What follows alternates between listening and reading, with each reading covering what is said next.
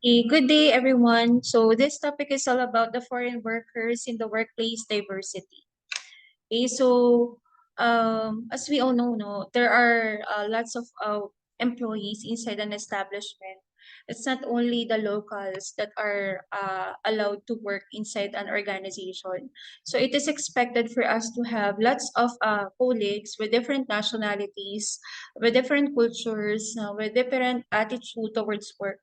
So I have here some facts and figures about the Philippines. No, since 1970s, the Philippines is a country of about 7,000 islands peopled by diverse ethno-linguistic groups, and has supplied all kinds of skilled and low-skilled workers to the world's more developed regions.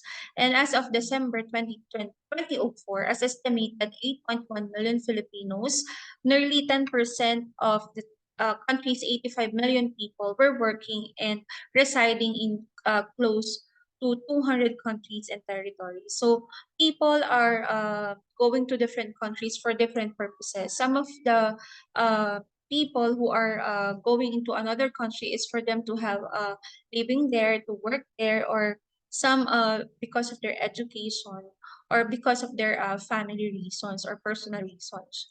No, so the foreign population in the Philippines consists of people of Chinese.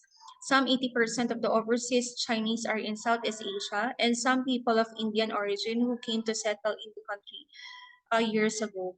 And in the last 30 years, a culture of migration has emerged with millions of Filipinos eager to work abroad, despite the risks and vulnerabilities they are likely to face.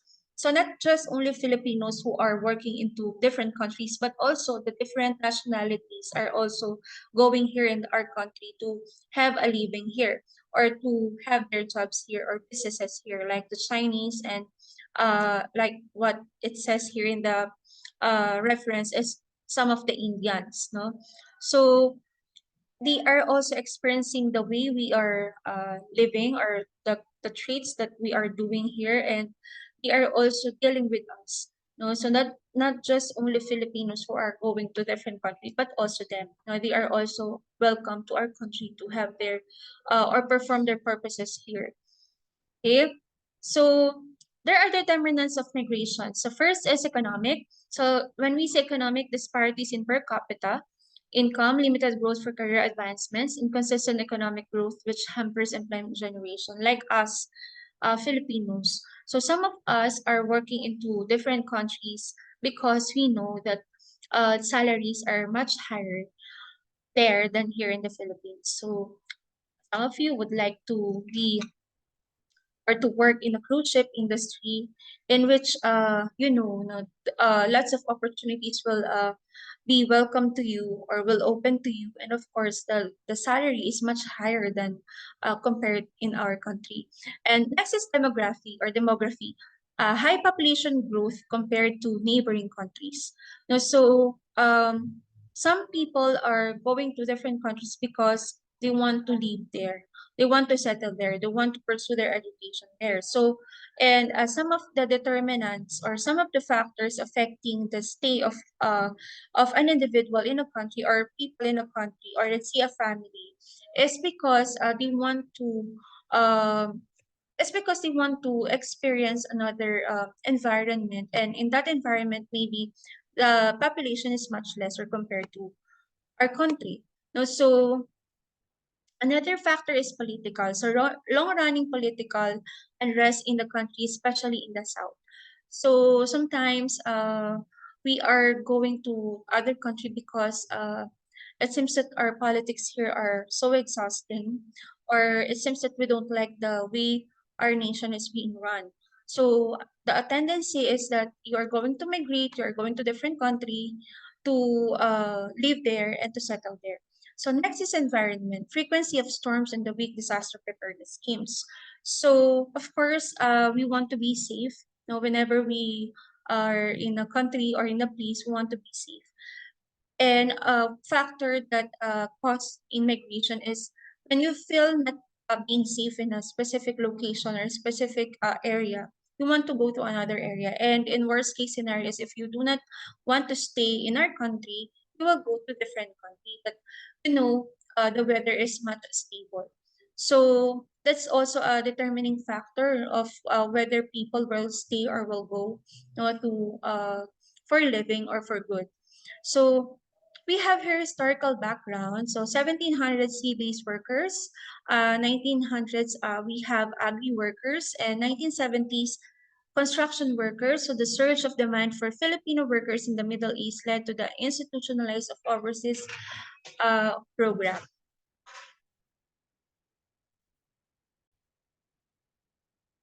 So Filipinos are very talented. Uh, we are being hired or selected by different employers because of our talents and skills. So in this historical backdrop, it shows here that the different demands on based on the different skills of the workers or Filipino workers are in high demand from other countries. So they want us to work with them. So these are the jobs that mostly in these years are much in demand or prominent. So unlike today, people are going to different countries for some are is for the hospitality industry or for the medical field. So in these years, these are the jobs or the works or the employments that Filipinos are expecting when they go to different countries. So um, there are 10.23 million overseas Filipinos, and more than 4.86 million are permanent, or it is 47.5%. 4.2 million are temporary, and or 41.05%, and 1.16 are irregular migrants, or 11.33%. So this is based from the 2013 stock estimates of overseas Filipinos. And of course, now the numbers are going up. The statistics are larger than compared to 2013. So as long as the economy is not stable in our country, and as long as you have reasons, for example, personal or family reasons and career improvement, so we cannot stop or we cannot say that we cannot impose to Filipinos to stay in our country because they have different needs. No, so sadly but truly, in terms of our economic status, whenever there are choices, of course, Filipinos will choose to work abroad because of higher compensation. Okay? So the number speaks again, in continuation. So 1.814 million OFWs left the country in 2014. Land base is 1.4 M. New hires is 485K. And rehire is more than 920K. And for CBs is more than 395K.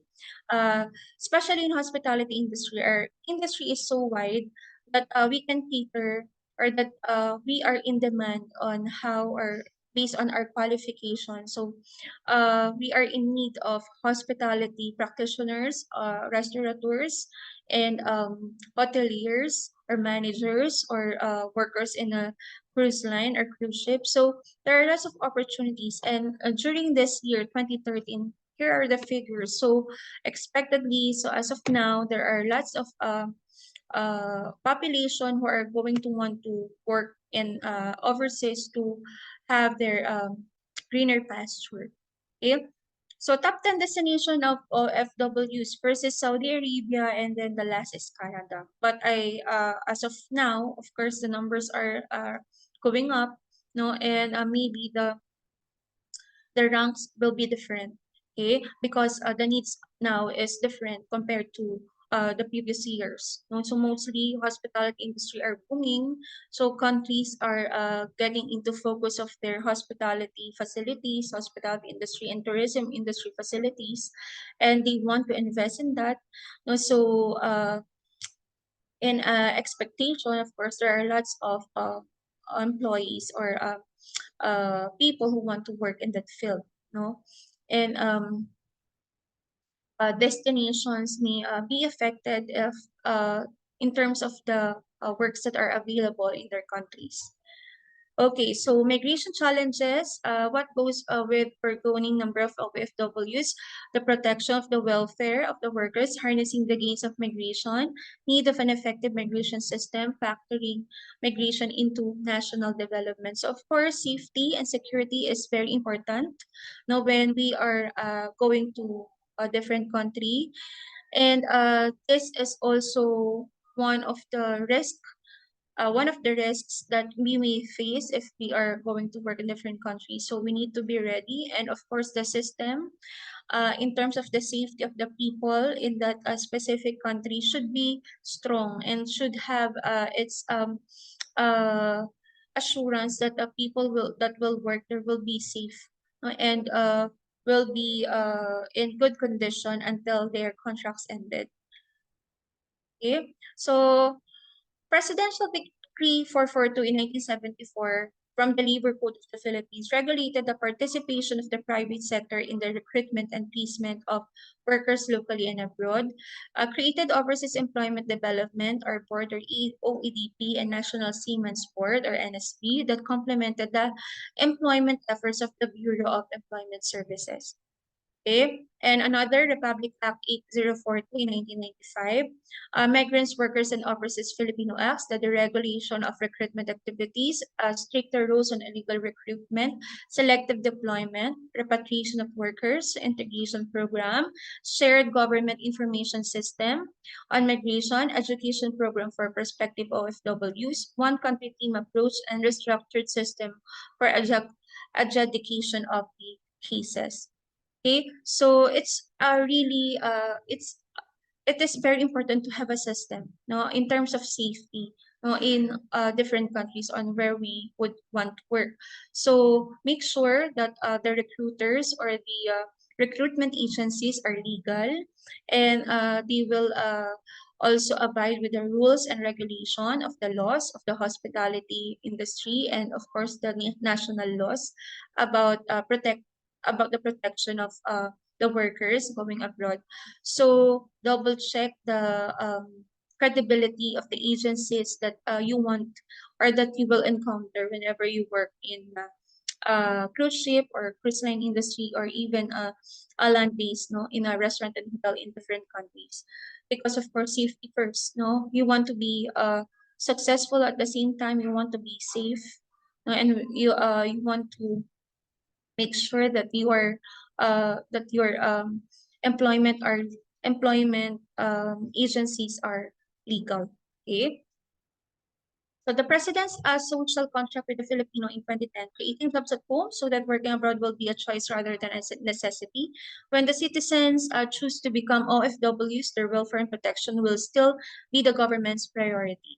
So again, people are working in different countries for their different reasons, and those reasons are valid because the manner that you are going to go to different land or different country is the decision of making that is not that easy. So you want, of course, to uh, make sure that your decision will be of the best selection. So the country should take care of the OFWs, no, and should have welfare and protection programs for them, no, and creating more jobs so that Filipinos will stay and remain safe in the country and with their family. So creating more jobs and making higher compensations, no, and benefits for the workers.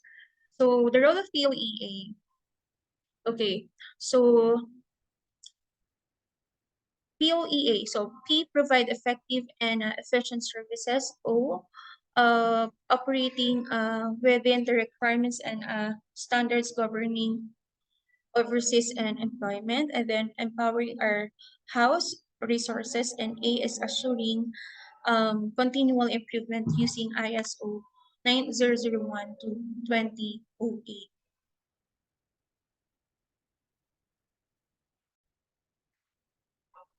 So POEA means Philippine Overseas Employment Administration.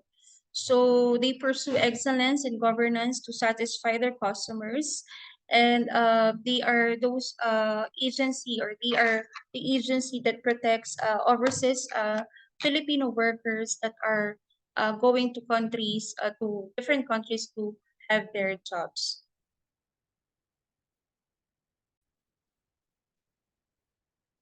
So here are the key functions of the POEA. First is industry regulation, employment facilitation, and workers protection.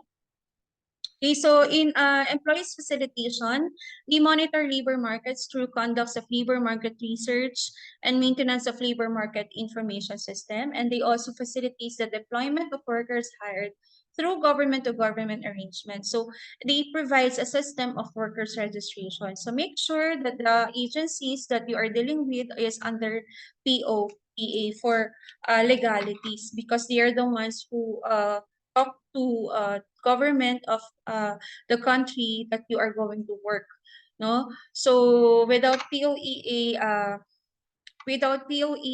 registration, no, of the agencies, maybe you will be of a different situation, or the situation in which illegalities will occur, no? So it will be harmful to you.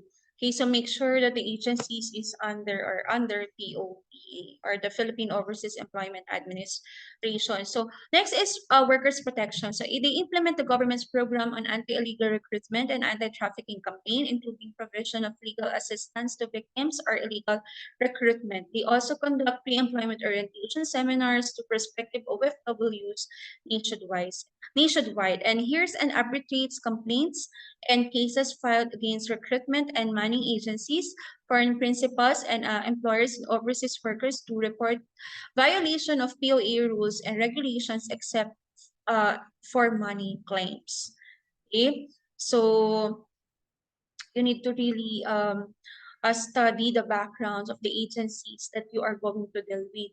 No, because sometimes it seems that it is legal, but when you scrutinize the information, it is not. So make sure that it's under the POEA. So another for POEA is a workers protection when it comes to setting minimum employment standards. We also have bilateral or regional labor agreements with labor countries of destinations of OFWs, and it maintains a database of workers documented by the POEA, and they prepare OFW global mapping and profiling. So whenever there are disasters, now POEA are those agency, or are those uh, managing companies, or uh, organization that look for the profile of the people who are working in that specific country, no, to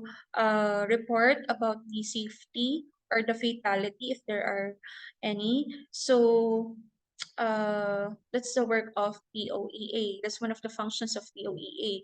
And then implements gender sensitive programs, networks with non-government organizations, workers organizations which serve as feedback mechanism of its policies, programs, and services. And they also provides repatriation assistance through licensed recruitment agencies.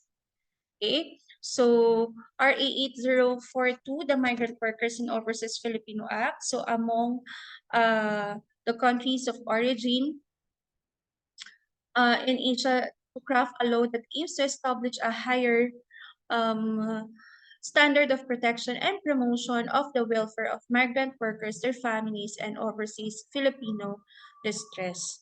Okay, so we cannot avoid accidents or incidents happening in two different countries when our fellow Filipinos are working.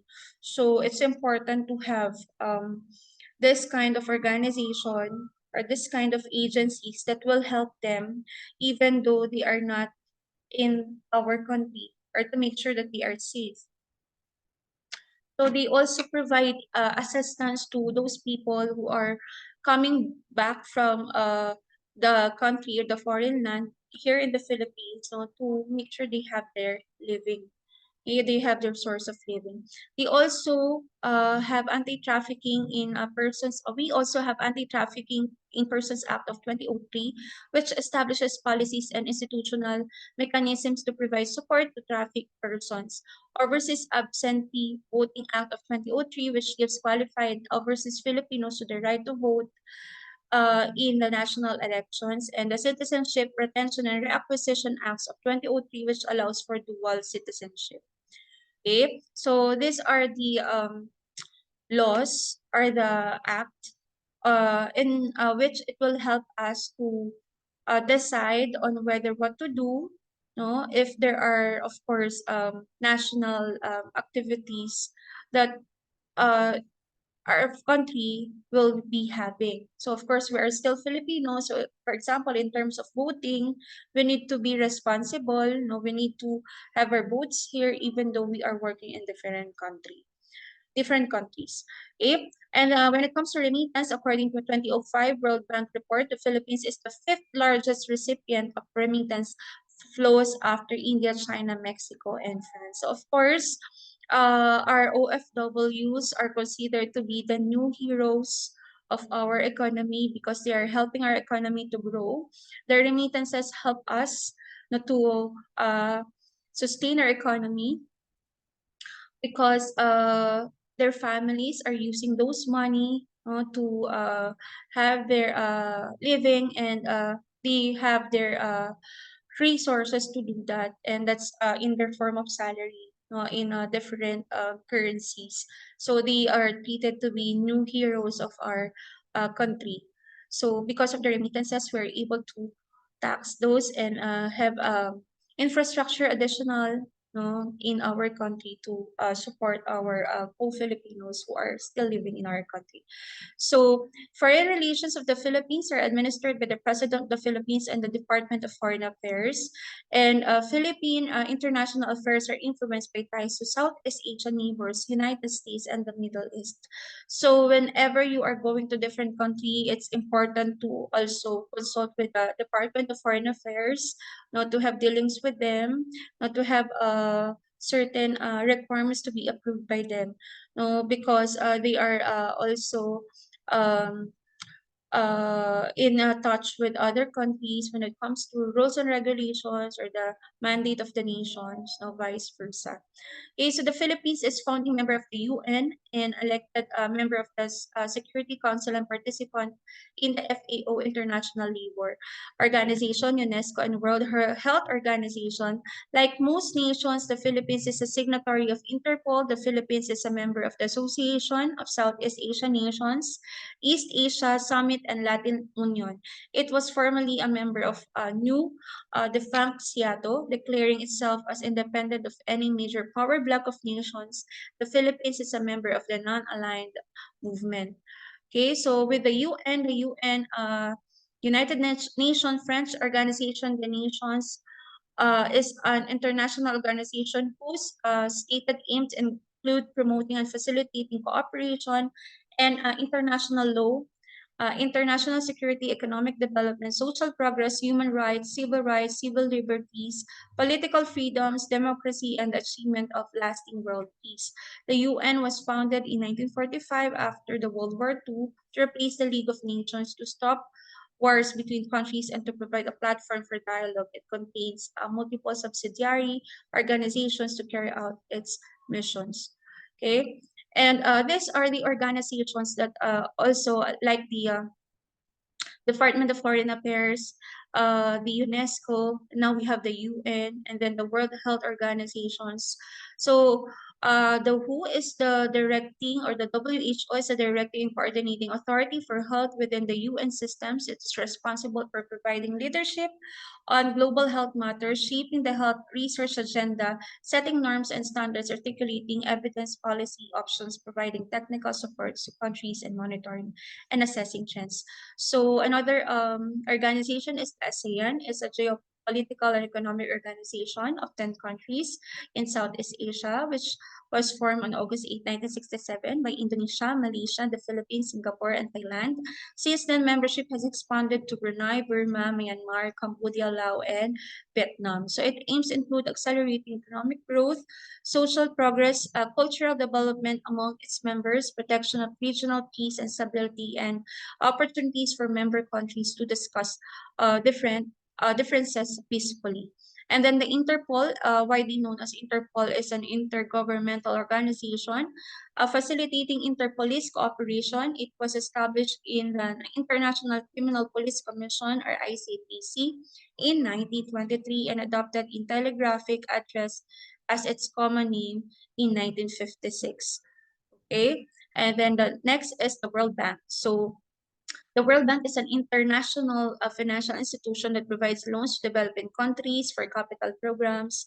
The World Bank official goal is to reduce poverty, and according to Article of Agreements as amended effective 5/16/1989, all its decisions must be guided by commitment to the promotion of foreign investments and international trade to the facilitation of capital investment. So the remittances from April to September 2004 amounted to 79.3 billion pesos. So that's only for 2004, and now it's 2024, 20 years ago. So of course it grows and grows and grows.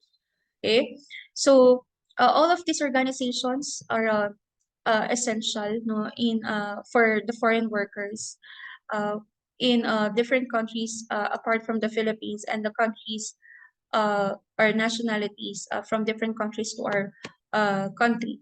No, so it's important that we have a connections, no, we have a linkages, and we have organizations that will also help us, no, to make our co-Filipino workers or co-fellows to work as safe as possible, and to give their benefits properly, their compensation. They make sure they have the assurance to be safe inside a different country or a foreign land. No, so this linkages or partnerships with organizations or inclusion in organization really helps a lot, as this become a binding tool, no, or strength, no, for the Philippines to have connection to different countries, those countries where Filipinos are also working. Okay, so we have 8 advantages to hiring your team internationally. So we have this, no, international teams are easier on the pocket.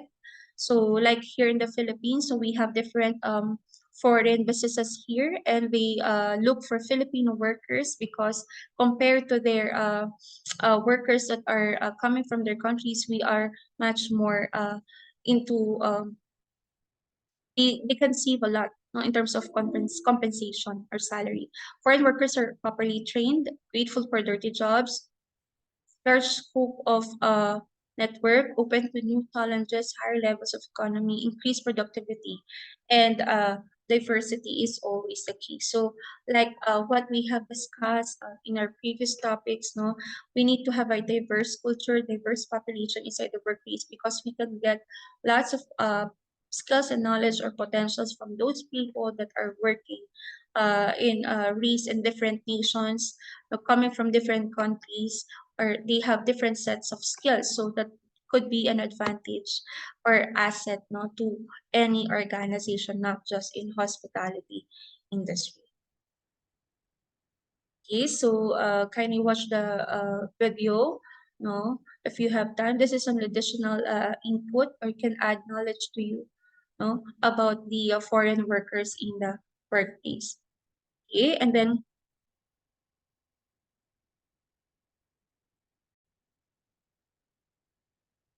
okay, here are some other benefits of having foreign workers in workplace. So first is new skills, new talents, and new knowledge. Number one reason why you should consider hiring foreign workers is the fact that they will bring new skills, new talents, and new knowledge to your company.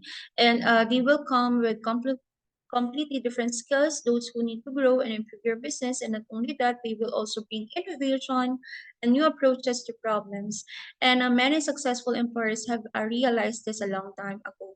And the next is gain better understanding of the new market. So if you feel like your company is not making any progress in the new market, it may be because you do not understand this culture well enough, or simply because you do not understand what people want and need there. So foreign workers can help you with this problem. So this is especially beneficial if you expand it into a country where a different language is spoken. Not only will the foreign workers be inside your inside person, but he or she will also help you to communicate with foreign officials and clients.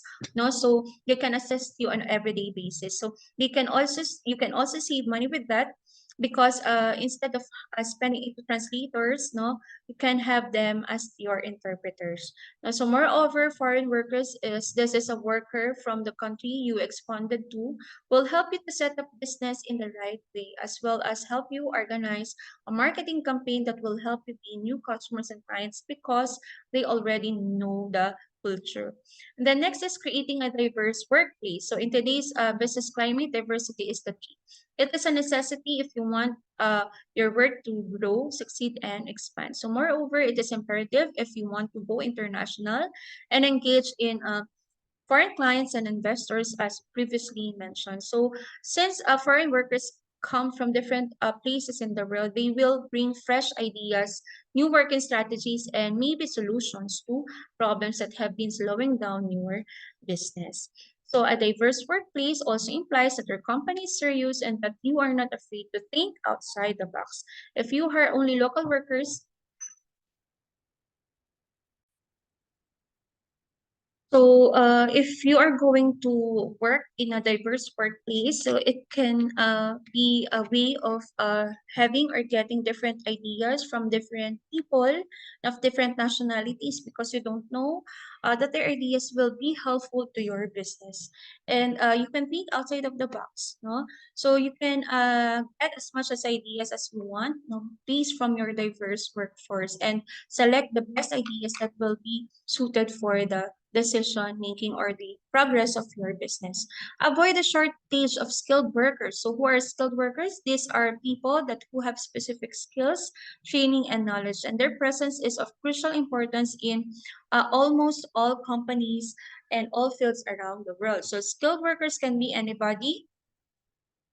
However, in the bigger part of the USA, the UK and UAE, there is a shortage of skilled workers due to retiring stage of baby boomers. So with the age of technology and millennials who opted for more modern jobs, there are almost no skilled workers to be found. So if your business requires you to have a skilled worker around, better look for one across the borders. Your pool of candidates will match bigger. So the other reason of why people or other countries are getting different employees from different countries is because they have a lack or shortage of skilled workers. So like in this example, so you can have a wide selection of employees if you are going to consider getting employees or applicants from abroad. Okay, so next is increased productivities. As mentioned, foreign workers are used to working for different employers and in different settings, and they can adapt to many personalities and fit in with any team. Simply said, foreign workers are flexible and they are used to thinking outside of the box. So this is because they are motivated and ambitious, and because they know exactly what they came to your country and to your country. And we can all agree that this is something that you will not find in workers who have been living and working in the same place for a long time. So, another factor or another reason why it's good to choose from different countries is because the purpose of the employees who are working apart from their homes or from their family is of course to be better, to be best in their field. So you can guarantee 100% dedication, no, and higher productivity rates, no, compared to those people who are uh, living in that place for a very long time. Okay, so better financial performance. Recently, a survey was conducted about diversity in the workplace. The results were quite surprising.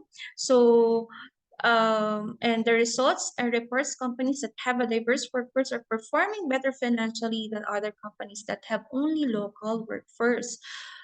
This is happening because of the many previously mentioned factors. Foreign workers are more motivated, no, the local ones to work harder. So if of course some foreign employees are in a certain organization, of course mixed with the local employees, they are in the tendency of being inspired to those workers, because if the thinking will be, if other nationalities can or could, why can I, or why can't I? So there's an inspiration behind that story. So there's the will become a more in desire to work harder because they are being inspired by other foreign workers in the workplace. So moreover, companies that have foreign workers bring more trust to clients and customers, as they seem likely really know that what they are doing.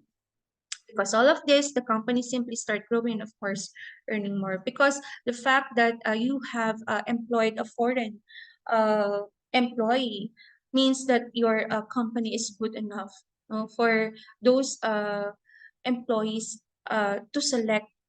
No, so meaning you have the credibility to run your organization or the workplace with various nationalities. So it forms, or it will form your brand. Okay, so remittance for the foreign workers' homeland. So a remittance is a process of sending money from one country to another. By doing this, underdeveloped countries get a chance to boost their economy, and they do it by collecting foreign currency, as we have discussed a while ago. If you hire foreign workers, he or she will probably send money home, and it does not matter whether they send that money to their spouse, or even to friends. The important thing is that they are going to spend, or they are sending foreign countries, and in turn helping their homeland's economy. So thus, by hiring foreign worker, you can make positive changes on the global level. Okay? Because of course the taxes and the um, um, other payments, no, that are from foreign currency really have impacts on the global economy. Okay, and next is cheaper workforce.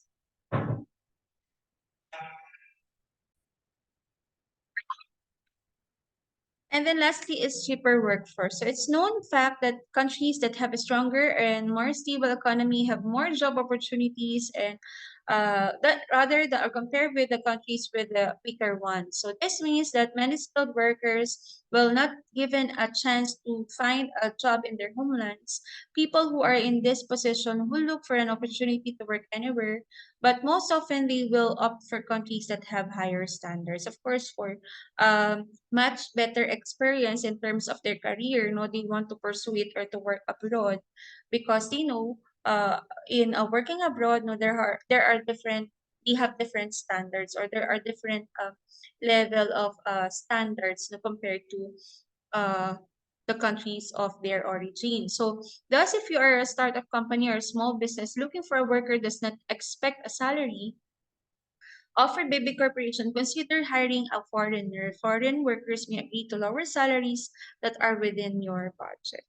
Okay, so there are instances that selecting foreign workers could be cheaper, no, than doing not. No, so um, they know that, for example, Filipinos are applying for a vacant position in a hotel or restaurant in different, or in a different country, no, of course the rates, no, or the money, the currency of the dollars is different from the Filipino peso. So meaning in conversion, in terms of the acceptance of the Filipino, in computation they have higher salary, but for the employer, no, compared to other national or local employees, no, or applicants, no, they could save more, no, they could save more because of different currencies, no, of